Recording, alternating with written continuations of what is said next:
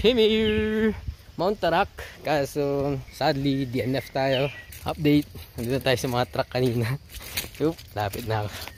Ayan, putik talaga. Nadudulas ako dito what more pag mas matarik na tulad kanina. Sobrang tarik kaya nag-decide na akong matras. Ayoko maka-istorbo sa pace ng mga kasama ko. Napulit ko yung towel ng isang kasama namin, hindi ko alam kung kanina to.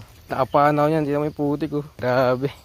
Natry ko nang umuulan, both Balingkilat tsaka dito sa Tarak. Sa Balingkilat, akyat ko na nakapa. Dito, hindi talaga ayaw madulas. Yung putik talaga mahirap.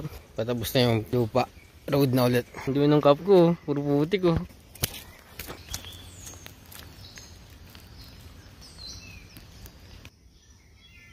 Solo!